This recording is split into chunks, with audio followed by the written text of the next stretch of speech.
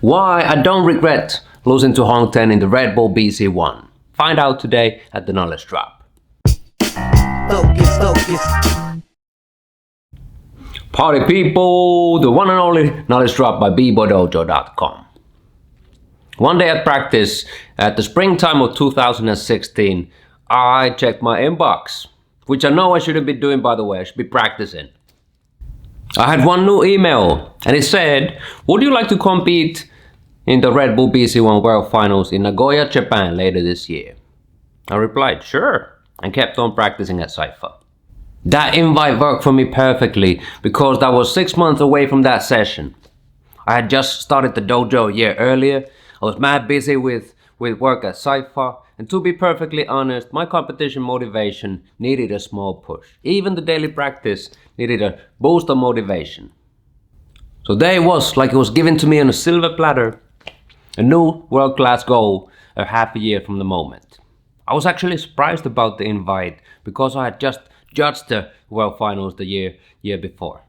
To my knowledge, I was the only person in the world who had DJ'd, organized, judged, and also competed at Red Bull BC1 events. So might as well just add competing at the World Finals to the list.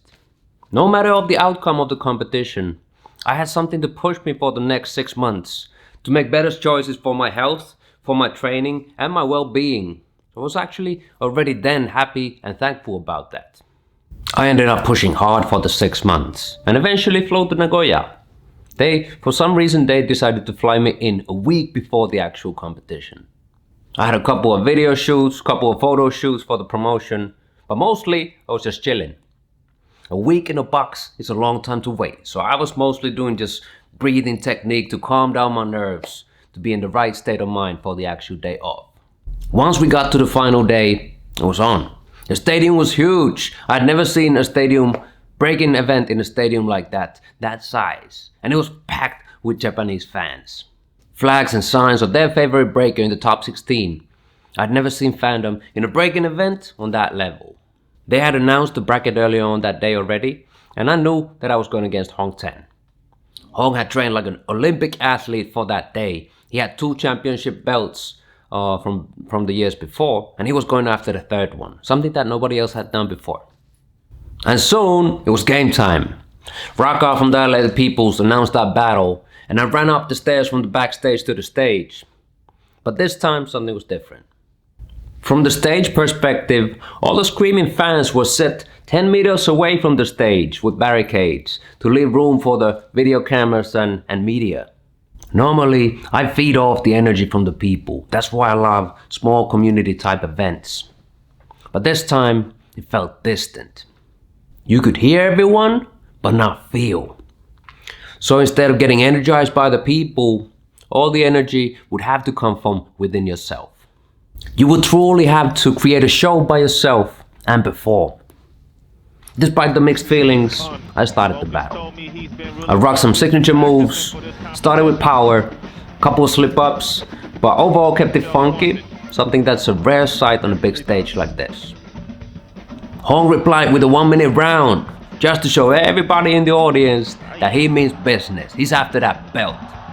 He crashed pretty hard a couple of times, but overall, good opener. Second round's alright from both.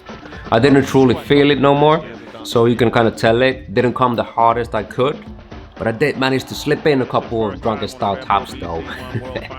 Third round, I stepped up a little party rock here and there, kind of stacked up round on the ground level too. Hong Ten stepped up his execution to his potential as well. And that was it, the battle was done.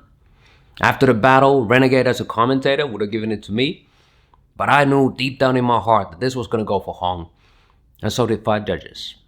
I felt at the moment that with Hong Ten we're doing a very, very different thing. I respect him for his approach and his accomplishments, but wouldn't change mine. Whether it's a small local battle or big stage like this, I'ma keep doing me.